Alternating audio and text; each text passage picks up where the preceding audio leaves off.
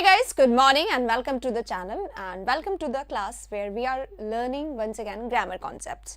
आइए guys, किरण के questions कर रहे हैं हम लोग. किरण बुक के सेशन को चलते हुए अप्रॉक्स 21 डेज हो गए हैं. आज शायद ये 22nd सेशन है, if I am not wrong. Yes, ये 22nd सेशन है, यानी कि यहाँ पे आज हम लोग करने वाले हैं 22वां शो और ये 30 दिनों में ख़त्म हो जाएगा. तो उसके बाद हमें कुछ और स्टार्ट करना है. तो नाउ आई डिमांड कि आप लोग कुछ सजेशंस अपने दे दें. टॉल ऑर्डर्स मत कीजिएगा, सजेशंस दीजिएगा जो कि फीजिबल हो, हम कुछ नया स्टार्ट कर सके उसके लिए.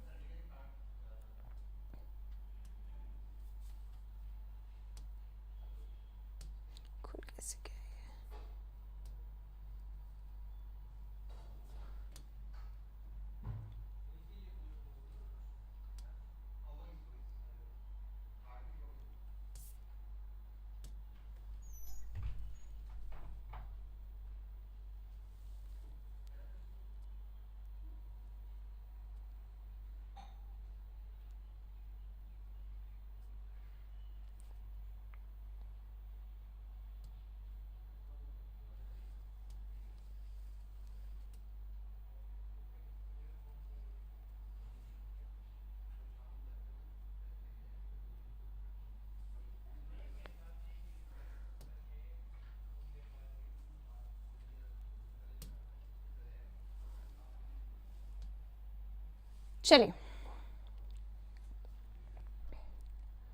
हाँ, तो यहाँ मैंने कुछ पूछा आप लोगों से, आप प्लीज उसके लिए सजेशन दीजिए और सजेशन ऐसे होने चाहिए जो बिल्कुल फीजिबल हो, जिसपे हम लोग काम कर सके. ओके, आइए शुरू करते हैं क्लास को क्वेश्चन नंबर 1 के साथ. क्वेश्चन नंबर 1 आने वाला है, बस एक बार स्क्रीन हमारी स्टार्ट हो जाए उसके बाद. ठीक है,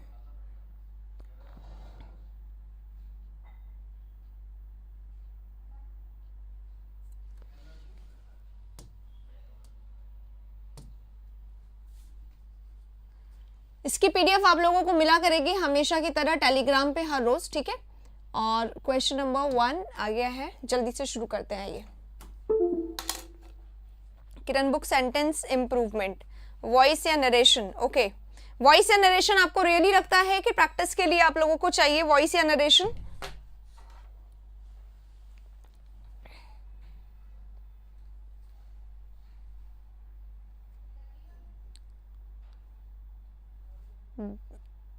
और बोलो, वॉइस नरेशन इम्प्रूवमेंट यहाँ पे दिखाई दे रहा है.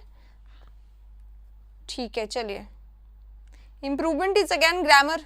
ग्रामर ही पढ़ना चाहते हो?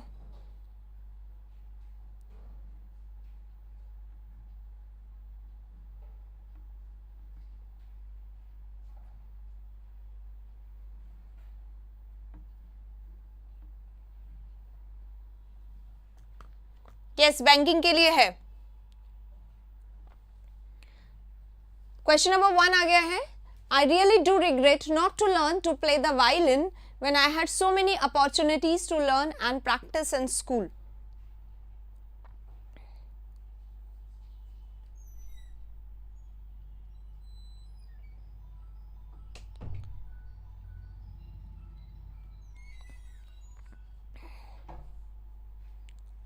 आंसर्स बताइए. अब वो कैप तो आएगा ही, वो कैप तो रेगुलर क्लास है हमारा जो अभी रुका हुआ है, उसके अलावा पूछ रही थी मैं. चलिए, I really do regret not to learn to play violin. मैं रिग्रेट करती हूँ वायलिन नहीं सीखने का. When I had so many opportunities, जब मेरे पास बहुत सारी अपॉर्चुनिटीज थी सीखने की और प्रैक्टिस करने की स्कूल में. राइट, बहुत सारे मौके, बहुत सारे चांस, बहुत सारे अवसर मिले मुझे, ऐसा यहाँ पे बोला जा रहा है, पर मैंने वायलिन नहीं सीखा, तो मैं उसको रिग्रेट करती हूँ. मैंने वायलिन को नहीं सीखा, उसका मुझे रिग्रेट है. Not to learn, to learn का मतलब क्या हो सकता है? To learn is present infinitive. ठीक है, इसका मतलब क्या है? सीखना.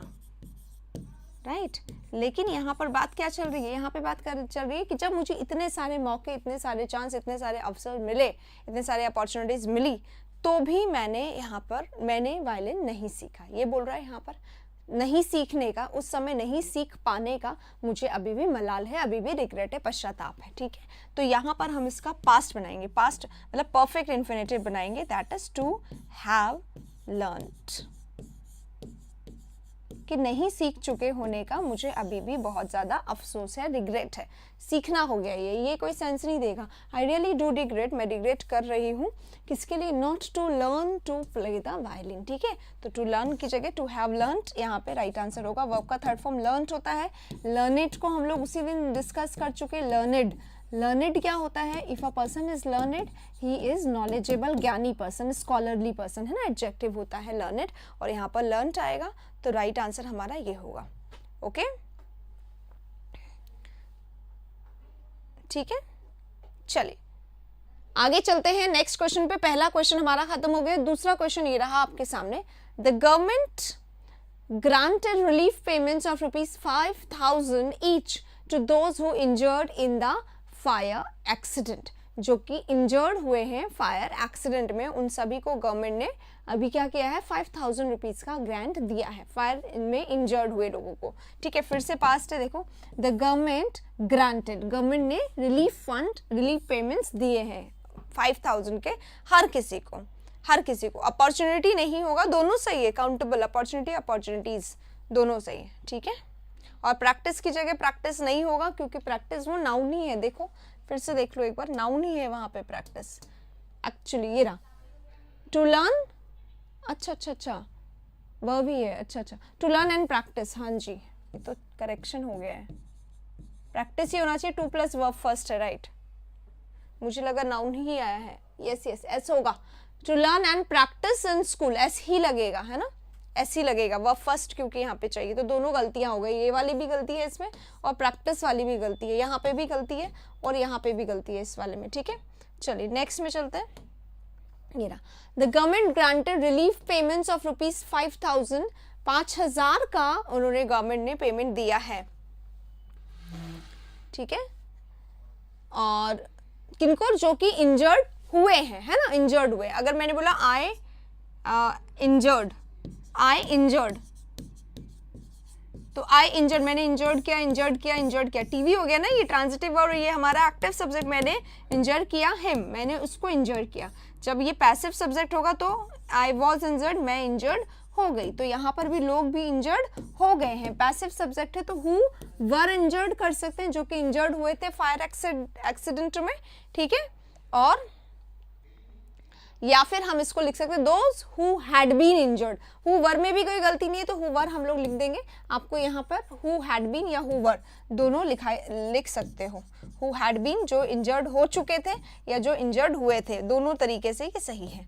ठीक है, पास लगाएंगे। चलेंगे अगले वाले क्वेश्चन पे। यहाँ पे नेक्स्ट क्वेश्चन आपके सामने आ गया है। You are required to give an explanation for your conduct within 2 days of the receipt of this letter। आपको आवश्यकता है एक explanation देने की, आपने जो आपका जो कंडक्ट रहा है, for your conduct, for your behaviour, जिस तरीके का आपका कंडक्ट, जिस तरीके का आपका बिहेवियर रहा है उसके लिए। एक सेकेंड, ठीक है, राइट।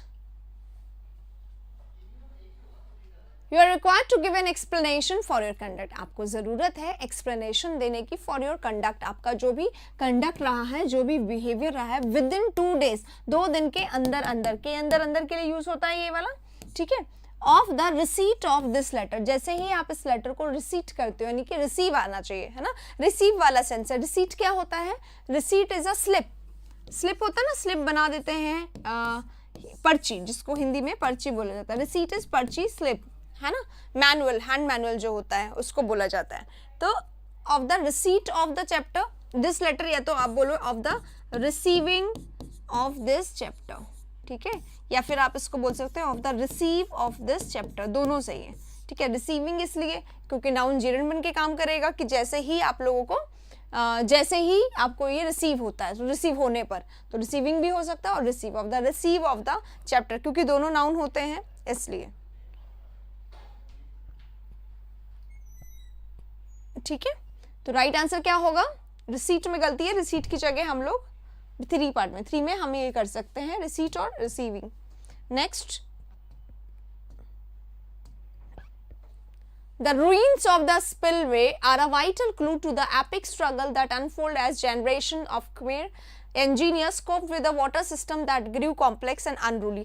देखिएगा गाइस, क्वेश्चंस जो है ना ये वर्डी है, मतलब बड़े ज़्यादा शब्दों का यहाँ पे इस्तेमाल हुआ है और इस कारण से ये जो है हमें थोड़ा सा कॉम्प्लेक्स ये दे सकते हैं. तो the ruins of the spillway are a vital clue. The ruins of the spillway. Ruins of the spillway are, अब ये आर जो है इसके लिए है ruins बर्बादी, ठीक है, are a vital clue to the epic struggle. इस एपिक स्ट्रगल का वाइटल क्लू है, सबसे बड़ा क्लू है, दैट अनफोल्ड्स, अनफोल्ड लिख दिया, ओके, एक वाइटल क्लू है, ठीक है, किसके लिए वाइटल क्लू है, to the epic struggle, epic struggle के लिए वाइटल क्लू है जो कि अनफोल्ड करता है. तो यहाँ पे स्ट्रगल हमारा सब्जेक्ट है, स्ट्रगल के लिए दैट आ रहा है और दैट के साथ अब हम लोग क्या लगाएंगे, एस लगाएंगे, क्यों, क्योंकि ये हमारा सिंगुलर. तो struggle that unfolds, struggle that unfolds एक चीज हो गई. यहाँ पे आगे पढ़ लेते हैं. एज का मतलब बिकॉज, सिंस, फॉर, क्योंकि, generations of Khmer engineers, Khmer engineers की जनरेशन, पीढ़ियां है ना, उसको बोला गया कि पीढ़ियों से कोप्ड विद, वो लोग एडजस्ट करते आ रहे हैं किसके साथ, विद द वाटर सिस्टम, एक ऐसे वाटर सिस्टम के साथ that grieve complex and unruly, जो कि धीरे धीरे करके बढ़ता गया, कैसे होता गया, डिफिकल्ट होता गया, और अनरूली मतलब सही नहीं होता गया, चलता गया बस ऐसे ही, ठीक है, राइट. प्रेजेंट टेंस होगा बेटा, spillway are a vital clue of the to the struggle that unfolds, जो कि अनफोल्ड करता है, जो कि चीज़ों सामने लाता है, जो कि रिवील करता है, राइट. तो बस अनफोल्ड्स लगा, अनफोल्ड में एस लगा दोगे, राइट आंसर आ जाएगा, बाकी सब सही है. और ये क्योंकि पास्ट की हो रही है कि जनरेशंस उसके जो हैं उन्होंने ऐसे ही समय निकाला उसके साथ स्ट्रगल करते करते, तो यहाँ पे पास्ट है, ठीक है. चलिए अगले वाले क्वेश्चन में चलेंगे. 25. Bobby learned the alphabets at the age of 2. Bobby ने अल्फ़ाबेट सीखे एट द एज ऑफ 2. अब अल्फ़ाबेट जो है एक नाउन है, ठीक है, अल्फ़ाबेट भी होता है और अल्फ़ाबेट्स भी होता है. जब हम अल्फ़ाबेट्स कहते हैं तो इट इज़ कॉल्ड भाषाएं, लैंग्वेजेस, और जब हम अल्फ़ाबेट कहते हैं इट इज़ कॉल्ड वर्णमाला. तो उसने क्या सीखे एट द एज ऑफ 2, उसने 2 साल का बच्चा क्या सीखता है, नॉट लैंग्वेजेस, नॉट भाषाएं, बट अल्फ़ाबेट सीखता है. तो राइट आंसर अल्फ़ाबेट हो जाएगा. ओके, चलिए फटाफट आंसर दीजिए आपके क्वेश्चंस का. चलो ये क्वेश्चन हमने बहुत बार हमारे एग्जाम में इसमें सेशंस में करा है, 2015 में आया हुआ एसएससी का क्वेश्चन है ये, मुझे याद है. तो the sum and substance of this poem is as follows. जल्दी से बताइएगा इसका आंसर.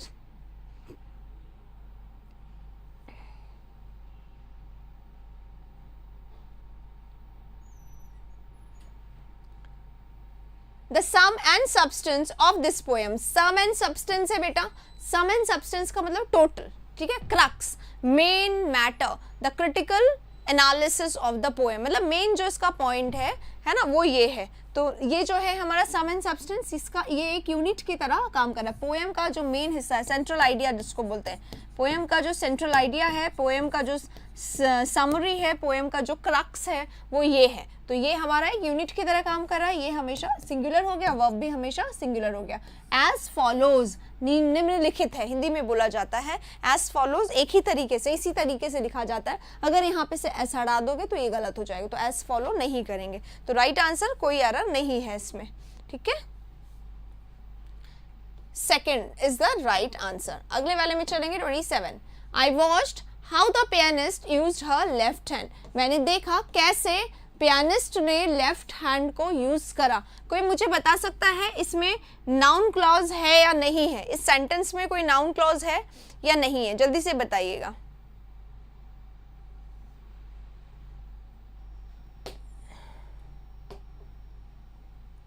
आई वॉच्ड, मैंने देखा, ये हमारा सब्जेक्ट है, ये हमारा वर्ब है. मैंने देखा, क्या देखा, हाउ द पियानिस्ट, कैसे उस पियानिस्ट ने यूज किया अपना लेफ्ट हैंड, अपना लेफ्ट हैंड यूज किया. तो द पियानिस्ट हमारा सब्जेक्ट हो गया, यूज्ड हमारा वर्ब हो गया, और यहाँ पे यूज किया क्या, अपना लेफ्ट हैंड. ये पूरा ऑब्जेक्ट फ्रेज है,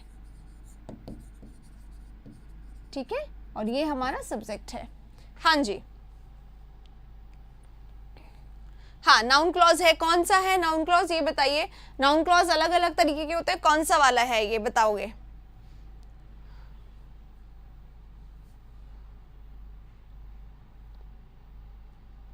क्यों पियानिस्ट हिज नहीं हो सकता है? पियानो बजाने वाला एक गर्ल नहीं हो सकता है क्या? पियानिस्ट में हिज ही आना चाहिए हमेशा। हर गलत है क्या बेटा? किसने कह दिया ये हर गलत है और हिज सही है?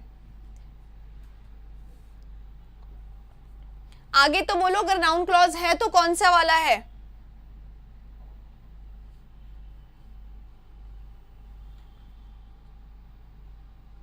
देखिए बेटा,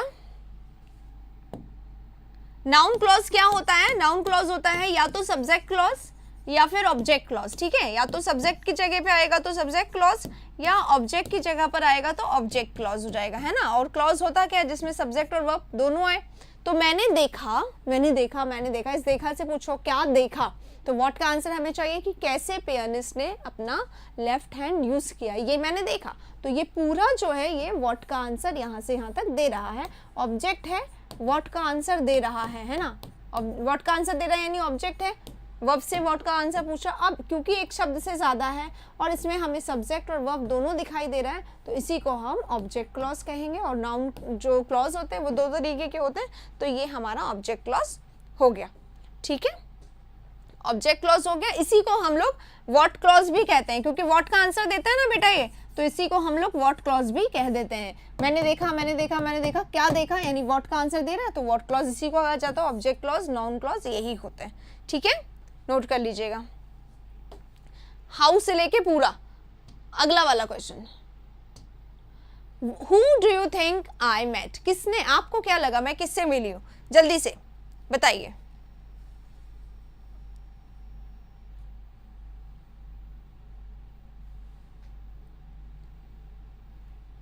Who do you think I met? आपको क्या लगता है मैं किससे मिली? अब इसमें who है सबसे पहले who है ना? और फिर यहाँ पे do you think है। do you think है he I think met रिया। अब देखो इस सेंटेंस को ऐसे पढ़ो, he met रिया, वो मिला किससे? रिया से। और ये आई थिंक क्या है? आई थिंक एक एक्स्ट्रा फ्रेज होता है। I think, I consider, I regard, he think, he consider, he regard, है ना? इस तरीके से हम बार बार करते, तो ये थिंक जो है इसको हम उड़ा भी सकते, तो उड़ा दिया। अब ही के बाद सीधे वर्ब आ रहा है, तो ही मेट रिया, राइट? अब यहाँ पर देखो हु लिखा हुआ है, अगर हम आई थिंक उड़ा दे तो यहाँ पे हमें एक सब्जेक्ट दिखाई दे रहा है और एक वर्ब भी दिखाई दे रहा है, ठीक है? तो हु जो है वो अपने साथ सब्जेक्ट नहीं लेता है। सब्जेक्ट लेने के लिए हमें क्या लगाना पड़ेगा? whom I met is the right answer, क्योंकि हु जो है, हु के बाद सीधे सीधे क्या आता है? वर्ब आता है ना? हु के साथ वर्ब आता है। ये तो उड़ाने का चीज है, तो हु के साथ वर्ब आता है, तो वर्ब तो यहाँ पे आएगा नहीं, तो राइट आंसर क्या होगा? whom लगाएंगे, आंसर आ जाएगा, है ना? हु की जगह whom लगाएंगे, क्योंकि whom को क्या चाहिए? सब्जेक्ट भी चाहिए और वर्ब भी। हु के साथ सिर्फ वर्ब चाहिए, सब्जेक्ट नहीं है यहाँ पर, ठीक है? तो whom plus subject plus verb is the right answer. Okay, चलिए अगले वाले में चलते हैं। Just outside my house are a playground for school boys and girls. मेरे हाउस के जस्ट आउटसाइड, ठीक है? जस्ट आउटसाइड माई हाउस यानी कि मेरे घर के ठीक बाहर क्या है? एक प्ले ग्राउंड है for school boys and girls. School के बॉयज और गर्ल्स के लिए एक प्ले ग्राउंड है, ठीक है? मैंने सारे आंसर बताते ही चल रही हूँ, बता दिया होगा मैंने, आपने ध्यान नहीं दिया होगा, please pay attention. Just outside my house are a playground, ठीक है? मेरे घर के ठीक बाहर एक प्लेग्राउंड है, तो आ प्लेग्राउंड हमारा सब्जेक्ट है, क्योंकि ये देखो जस्ट आउटसाइड माय हाउस, ये क्या बता रहा है? ये बता रहा है एरिया, है ना? ये बता रहा है एरिया। कहाँ पे? आउटसाइड क्या है? आउटसाइड हमारा प्रेपोजिशन है। जैसे इनसाइड होता है ना, वैसे ही आउट होता है, इन होता है, इसी तरीके से ये प्रेपोजिशन है। और ये प्रेपोजिशन ने इसको क्या बना दिया? नाउन। जस्ट ठीक बाहर, जस्ट एम्फेसिस के लिए, ठीक बाहर। कहाँ? मेरे घर के ठीक बाहर क्या है? एक प्लेग्राउंड है। तो सब्जेक्ट तो हमारा ये है, क्योंकि इसके पहले कोई प्रेपोजिशन नहीं आया है, इसलिए ये आर जो है, ये तो ठीक है, आर जो है ये गलत है, क्योंकि एक ही प्लेग्राउंड है, तो इज यहाँ पर आएगा। सबका सही है? Subject verb agreement. चलिए, अच्छा श्योर। इस वाले में मैंने बोला नहीं था कि हु जो है उसके बाद सब्जेक्ट आता है क्या? नहीं आता है, तो यहाँ पे ऑलरेडी सब्जेक्ट दिया हुआ है, तो हुम आएगा। Why don't you pay attention? Next 30, he can be a basketball player. वो क्या हो सकता है? एक बास्केटबॉल प्लेयर हो सकता है, ही कैन बी, वो हो सकता है, ये अंदाजा लगाया जा रहा है, कयास लगाया जा रहा है, ठीक है। सिंस, क्योंकि he is tall like a mule, he is tall like a mule, ठीक है। अब या तो हम इसको ऐसे करें एज टॉल एज, या तो ये होता है, या फिर ही इज हाँ, he is as tall as कर सकते हैं, या फिर हम लोग करेंगे इसको एज टॉल लाइक, दो चीज नहीं होता, लाइक नहीं होता है। या तो हम इसको बेटर करें कि एज टॉल, जब हम इसको कंपैरिजन करें, क्योंकि वो उतना ही टॉल है जैसे कि म्यूल, राइट। अब ये जो म्यूल है ना, म्यूल देखो, म्यूल क्या होता है, डोंकी और हॉर्स का ही एक प्रजाति का एनिमल होता है, और मोस्टली डोंकी का ही एक प्रजाति होता है, ठीक है। तो इसका हाइट बहुत छोटा होता है, छोटी हाइट का होता है। और यहाँ पर हम क्या कह रहे हैं, वो बास्केटबॉल प्लेयर हो सकता है क्योंकि वो बहुत लंबा है म्यूल की तरह। अब म्यूल लंबा नहीं होता है, तो यहाँ पे एनिमल भी गलत लिया हुआ है, इसलिए हम लोग क्या करेंगे, यहाँ पे लिखेंगे as tall as a giraffe, giraffe की तरह वो लंबा है, ऐसा भी लिखा जा सकता है, ऐसा लिखा जा सकता है। कोई भी एनिमल ले लो, जीब्रा ले लो, जिराफ ले लो, ऐसे, है ना, ठीक है। टॉलर देन नहीं, टॉलर देन क्यों, ये बोल रहा उतना ही लंबा है जितना की, तो इस तरीके से भी लिख सकते हैं हम लोग, पर एज टॉल एज लिखना पड़ेगा, as tall as a giraffe हो सकता है, ठीक है। चलिए नेक्स्ट क्वेश्चन में चलेंगे। It is not advisable to take heavy luggages, ये तो सबको आ जाएगा, एक बारी में फटाफट बता दीजिए इसका आंसर, है ना।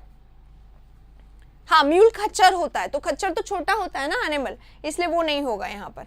तो लगेजेस दिखा हुआ है, लगेजेस काउंटेबल नहीं होता है, अनकाउंटेबल होता है, इसलिए लगेजेस नहीं होगा, एस हटेगा इसमें से। Next question, a bird in the tree is worth two in the bush, tree में एक बर्ड होना अच्छा है, बुश में दो होने से। देखिएगा गाइस, ये जो है ना हमारा, ये हमारा क्या है, प्रोवर्ब है,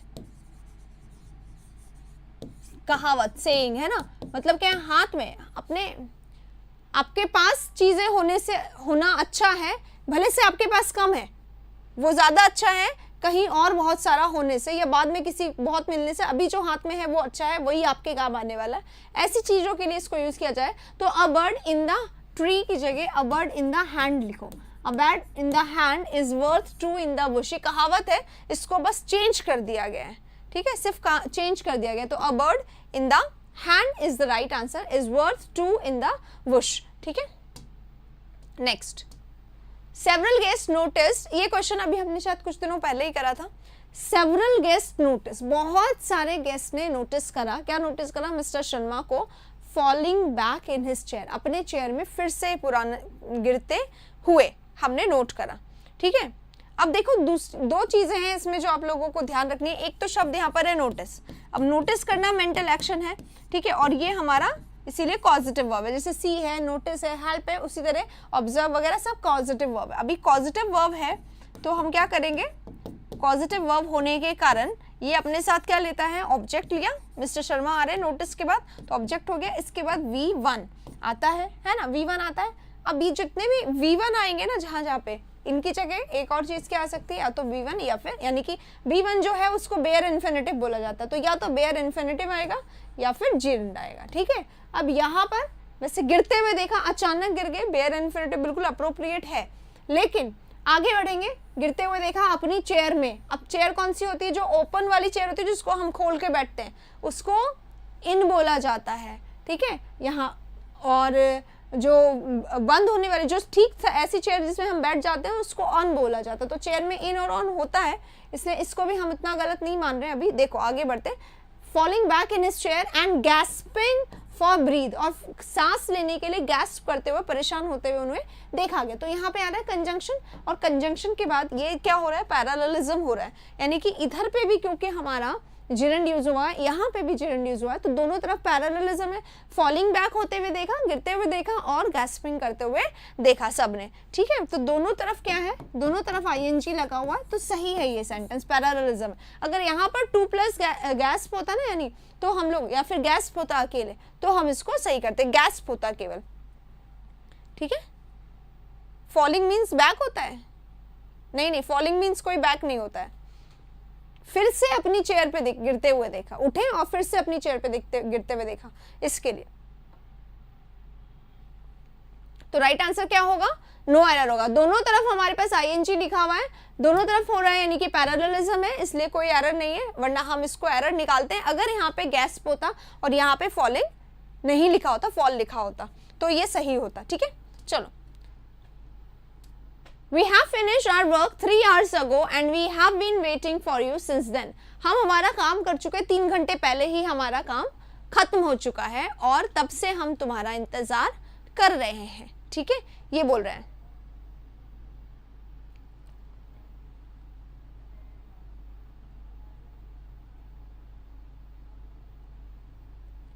We have finished our work, हमने फिनिश कर दिया था हमारा वर्क। ये हमारा सब्जेक्ट है, ये हमारा वर्ब है पूरा। ठीक है, क्या कर दिया हमने वर्क 3 hours ago, 3 घंटे पहले हमने काम फिनिश कर दिया, पास्ट का टाइम आ रहा है। ठीक है, और तब से हम इंतजार कर रहे हैं, तो हम यहाँ पर क्या लगाएंगे, पास्ट का टाइम आ रहा है, पास्ट का वर्ब लगाएंगे, वी फिनिश्ड।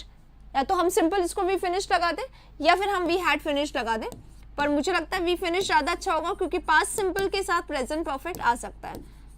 हमने फिनिश कर दिया था हमारा काम और तब से ही, सिंस देन, तब से ही हम आपका इंतजार कर रहे हैं, उस समय से। यहाँ पे तो प्रेजेंट परफेक्ट है और काम पहले ही हो चुका है, तो वी फिनिश्ड हो जाएगा वहाँ पे केवल। ठीक है, वी हैड फिनिश्ड का मतलब हम कर चुके थे, वो रिलेट नहीं हो पाएगा। पास्ट परफेक्ट और प्रेजेंट परफेक्ट एक साथ नहीं, पास्ट परफेक्ट की जगह हम सिंपल लगाएं, पास्ट सिंपल, और फिर हम लगाएं हैव बीन, जो यहाँ पे लगा हुआ है ऑलरेडी, कि तब से ही ऐसा हम लोग वेट कर रहे हैं। तो यहाँ पे से क्या करेंगे, बस हैव हटा दो, राइट आंसर आ जाएगा। We finished our work 3 hours ago। Next पे चलेंगे। Many a man wants to be rich quickly। आसान क्वेश्चन है, सबके तरफ से आंसर आना चाहिए, फटाफट आंसर करिए इसका एक सुर में। बहुत आराम से करा हुआ क्वेश्चन, बहुत बार है। यहाँ पे मैनी अ लिखा हुआ है, मैनी के साथ अ लग जाना मैनी के सेंस को नहीं बदलता है। सेंस अभी भी इसका मैनी है, लेकिन क्योंकि इसके साथ अ लग गया है तो अब ये अपने साथ वर्ब और नाउन दोनों ही सिंगुलर लेता है। तो मैन तो यहाँ पर सही है, सिंगुलर है, पर वॉन्ट यहाँ पर जो है वो क्या है, प्लूरल दे दिया है। तो वर्ब को सिंगुलर बनाने के लिए हम क्या करते हैं, एस लगाते हैं, एस लगा दो, आ जाएगा। तो वांट की जगह हम क्या करेंगे, बस एस लगा देंगे, वांट्स।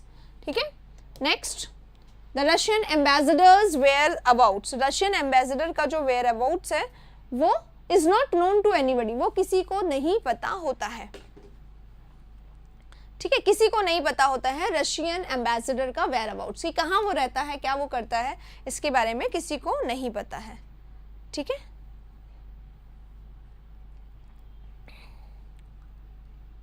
कितना पहले खत्म हो गया था बताओ। बहुत पहले का मतलब क्या है, बहुत पहले 100 साल, 200 साल। अगर हम बात कर रहे हैं 50 साल पहले की भी है ना, तो भी हम लोग हमेशा पास्ट, जब पास्ट का टाइम आता है तो मतलब पुराने समय के लिए हम हमेशा पास्ट सिंपल का ही यूज करते हैं। कभी भी हम पास्ट परफेक्ट का पुराने समय के लिए नहीं काम यूज करते हैं। कंफ्यूज मत हो इस कंसेप्ट में। हम लोग हैड फिनिश्ड का यूज कब करते हैं, जब सिंस या फॉर आ जाए सेंटेंस में, या जब आफ्टर बिफोर आ जाए, तभी यूज करते हैं, अदरवाइज नहीं करते हैं। हाँ, the Russian ambassadors whereabouts, Russian ambassador का जो वेयर अबाउट्स है उसके बारे में किसी को नहीं पता है। तो ये हमारा सब्जेक्ट है, रशियन एम्बेसडर्स वेयर अबाउट्स, यहाँ तक है ना। और रशियन एम्बेसडर का वेयर अबाउट्स का ठिकाना जो है वो इज होता है सिंगुलर, तो नॉट नोन टू एनीवन, कोई एरर नहीं है, no error is the right answer. अगले वाले में चलेंगे। A study is going underway to determine the exact concentration of lead in the water supply। Study जो है वो चल रही है, अंडरवे हो रहा है, यानी कि कंटिन्यूस चल रही है। टू डिटरमाइन, ये डिटरमाइन करने के लिए, ये जांच करने के लिए, द एग्जैक्ट कॉन्सेंट्रेशन किसका, of lead in the water supply, lead का वाटर सप्लाई में कितना एग्जैक्ट कॉन्सेंट्रेशन है उसको डिटरमाइन करने के लिए एक स्टडी चल रही है। ठीक है, अच्छा, ये स्टीफन आपका कंसेप्ट जो है वो अलग है, वो थोड़ा यहाँ पे एक्सप्लेन कर दीजिए कि तुरंत काम होता है तो पास्ट परफेक्ट, पास्ट सिंपल लगता है, और अगर थोड़ी ज़्यादा देर पहले का हो गया, और आप इसको कैसे नापते हैं, 3 घंटे पहले तुरंत है या ज़्यादा देर है, फिर आप 100 साल में कौन सा टेंस लगाएंगे, ये भी थोड़ा सा यहाँ पे बताइएगा। ठीक है, चलो। अ स्टडी इज गोइंग अंडरवे, है ना। अब देखो, एक स्टडी चल रही है, अंडरवे चल रही है। अंडरवे चलना मतलब कि चल रही है अभी, है ना, प्रोसेस चल रहा है। टू डिटरमाइन द एग्जैक्ट, अब देखो 2 चीजें यहाँ पर जो मैं आप लोगों को बता देती हूँ। अ स्टडी इज गोइंग, एक बार इसको हटा दो। अ स्टडी इज गोइंग, एक स्टडी चल रही है, ये डिटरमाइन करने के लिए एक स्टडी चल रही है। यहाँ पर अगर हम अंडरवे हटा देते तो स्टडी जो है वो चल रही है, ठीक है।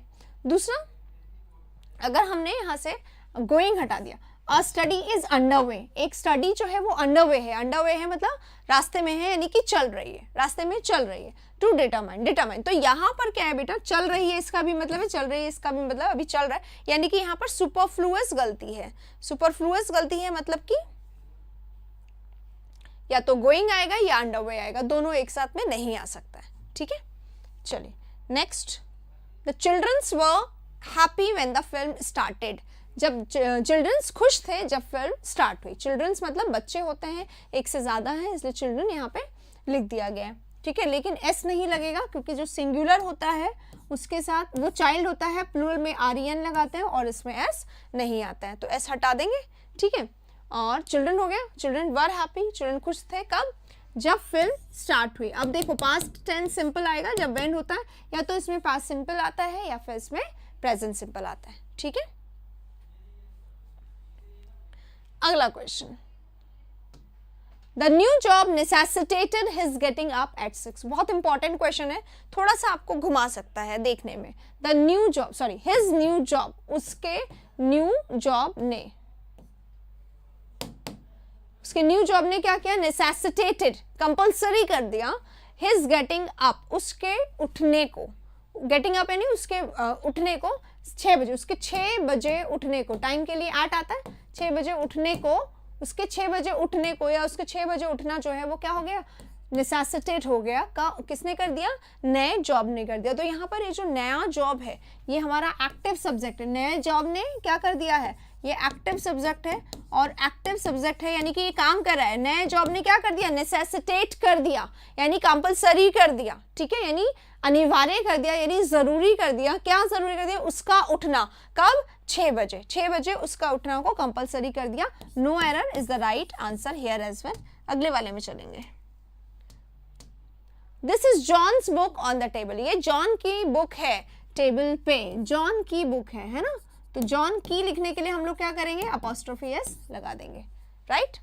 चलिए अगले क्वेश्चन पे चलेंगे, it is not advisable to take heavy luggages, ये एडवाइजेबल नहीं है, ये सजेशन नहीं दिया जाता, और लगेजेस फिर से आ गया, ऐसा हटा देंगे, आंसर आ जाएगा।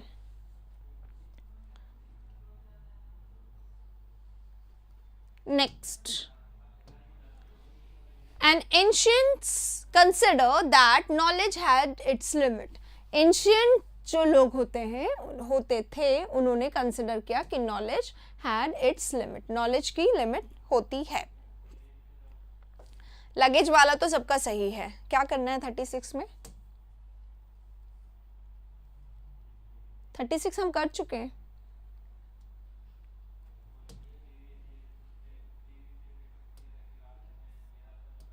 चलिए ये वाला क्वेश्चन आ गया हमारा, एन एंशियंट कंसिडर, अब ये तो दिखाई दे रहा है एंशियंट है, एक से ज्यादा है, तो ऑब्वियसली एन तो नहीं आएगा, राइट।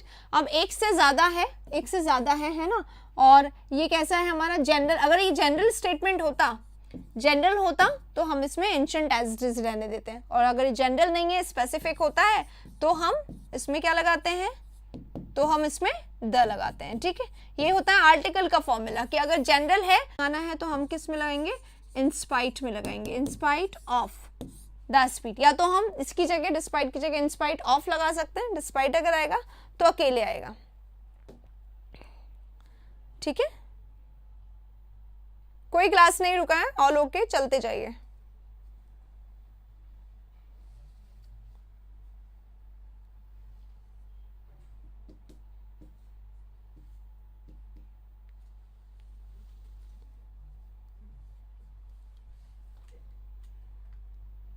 देखिए, despite the speed in which he was driving he could not reach on time, despite the speed, speed के बावजूद, कौन सी स्पीड, जिसपे वो चल रहा था, इन विच ही वॉज ड्राइविंग, जिसपे वो ड्राइव कर रहा था, he could not reach on time, speed होने के बावजूद भी वो नहीं पहुंच पाया, कौन सी स्पीड, जिसपे वो चल रहा था। स्पीड बताने के लिए, टाइम बताने के लिए, है ना, एग्जैक्ट बताने के लिए हमेशा हम लोग एट का यूज करते हैं, राइट।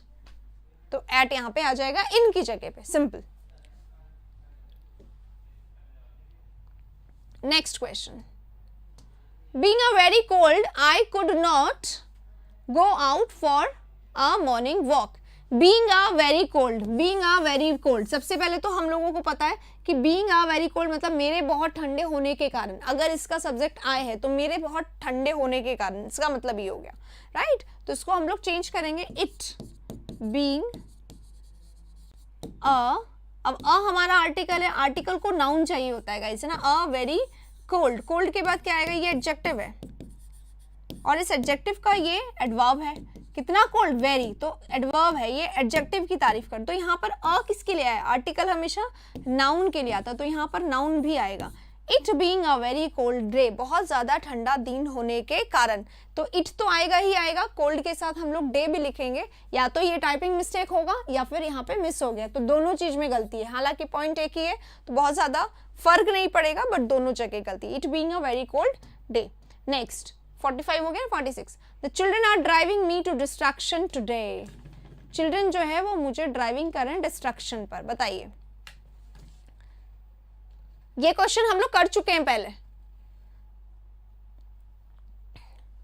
डे भी लगेगा उसमें इट के साथ साथ। The children are driving me to distraction, children मुझे आज डिस्ट्रैक्शन की तरफ ले जा रहे हैं, मतलब डिस्ट्रैक्ट कर रहे हैं, डिस्ट्रैक्ट कर रहे हैं, चिल्ड्रन मुझे डिस्ट्रैक्ट कर रहे हैं, ठीक है। आज तो चिल्ड्रन आर ड्राइविंग मी, या तो डिस्ट्रैक्टिंग मी टुडे सिंपल हो जाता, पर ड्राइविंग मी टू, जैसे he is driving me crazy, वो मुझे क्रेजी कर रहा है, ठीक है। एक तो इस तरीके से लिखा जाता है, तो ही इज, और यहाँ पे नाउन लिखा हुआ है, क्रेजी एडजेक्टिव है तो ठीक होता है। The children are driving me to distraction. बताइए, टूवर्ड्स नहीं, टूवर्ड्स कब आता है, जब डायरेक्शन हो, कोई दिशा बताई जा रही है कि to north side, to south pole, towards वहां पे आता है ना, पर यहाँ पे नहीं आएगा।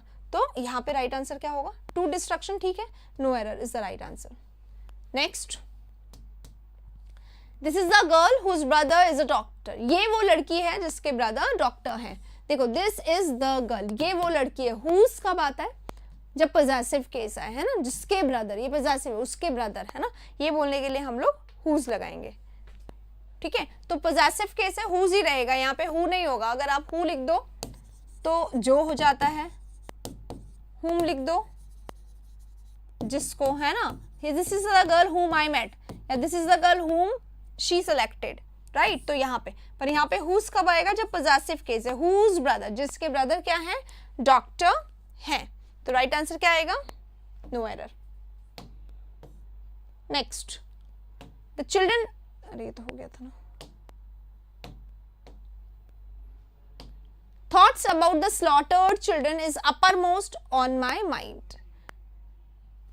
Thoughts about the slaughtered children. Slaughtered children मतलब slaughter मतलब क्या होता है, काटे गए, है ना, उनकी बलि दे दी गई। तो slaughtered children के बारे में जो thoughts आ रहे थे, is uppermost, वो सबसे ज्यादा ऊपर है मेरे माइंड में, uppermost है मेरे माइंड में। is uppermost on my mind, is uppermost in my mind.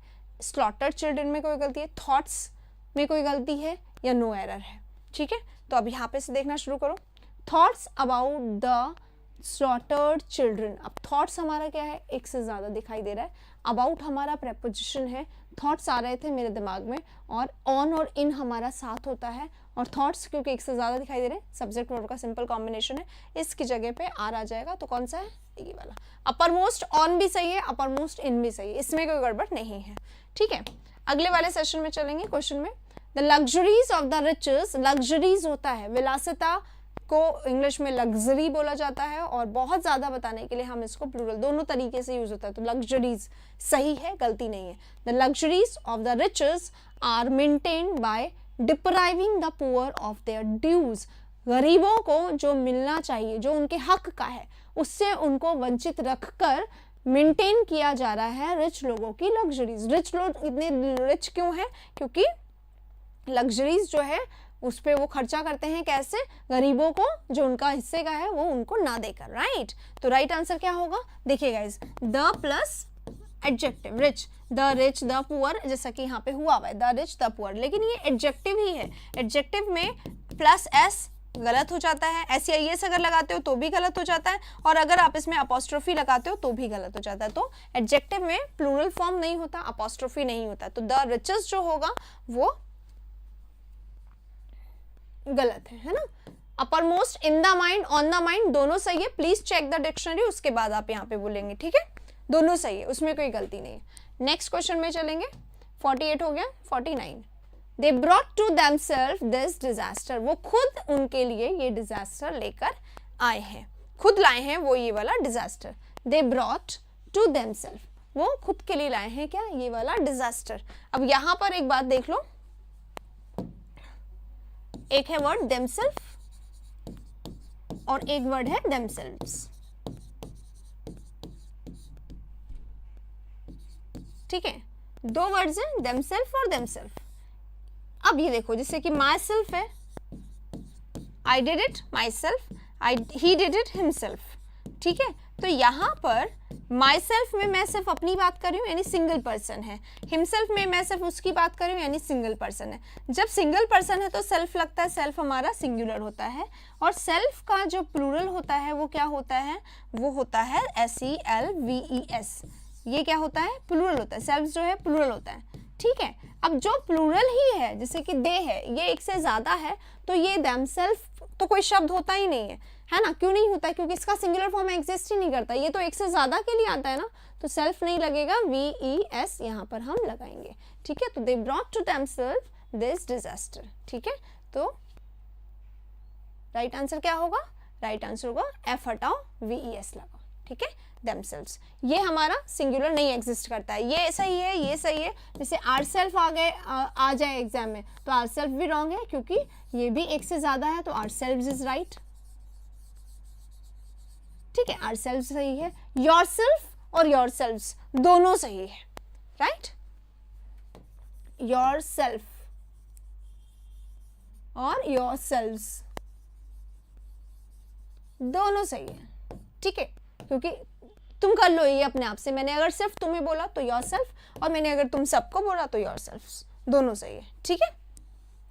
चलिए, तो यहाँ पे क्या करेंगे, ये गलत है, themselves लगा देंगे, ठीक है। राइट आंसर इसका ये होगा। अगले वाले में चलेंगे। 49 हो गया। 50 आखिरी क्वेश्चन है गाइज आज का, जल्दी से पढ़िए। Everybody wants to enjoy habitual peace in mind, हर कोई, एवरीबडी हमारा सब्जेक्ट है, तो ये अननोन सब्जेक्ट्स हमेशा क्या लेते हैं अपने साथ, सिंगुलर वर्ब ले लेते हैं, ठीक है। एवरीबडी वॉन्ट्स, हर कोई चाहता है क्या, एंजॉय करना, हर कोई चाहता है क्या, एंजॉय करना। Habitual peace in mind, habitual peace, आदतन पीस माइंड में चाहता है, ठीक है। अब ये I gave him peace of mind, तो पीस ऑफ माइंड एक बहुत कॉमन फ्रेज है, ठीक है। ऑफ लगता है इसके बीच में, तो इन हटाएंगे, ऑफ लगाएंगे और हमारा राइट आंसर आ जाएगा। बस ऑफ लगाओ, आंसर पाओ, ठीक है। कौन सा पार्ट है, ए पार्ट में गलती है इस वाले में, इसमें नहीं है कोई गलती। एवरीबडी लिखा है ना, हर कोई चाहता है क्या, एंजॉय करना। 2+ वर्ब फर्स्ट हमेशा फर्स्ट ही आता है, इसमें एस नहीं लगा सकते इसके अकॉर्डिंग, क्योंकि ये हमारा वर्ब है और ये इसका ऑब्जेक्ट बना है। हर कोई चाहता है क्या, एंजॉय करना, ठीक है। तो राइट आंसर हमारा क्या होगा, peace of mind, peace of mind, ठीक है। चल, अब यहाँ पे भी इन माइंड था, इन माइंड को हमने यहाँ पे ऑफ चेंज करा है, क्योंकि peace of mind is a phrase, right, और वो था हमारा uppermost on mind, okay. It remains on my mind always, तो on my mind, in my mind दोनों सही है, चेक कर ले टाइप पर, ओके। चलिए, इसी के साथ सेशन को अब हम लोग ओवर करते हैं, फिर से मिलेंगे अगले सेशन में कल। तब तक के लिए आपके जो सजेशंस हैं वो आप लोग दे दीजिएगा। अगर आपको अच्छा लगे तो आप प्लीज़ लाइक कर दीजिएगा सेशन को, ठीक है। मिलते हैं नेक्स्ट सेशन में, तब तक के लिए थैंक यू।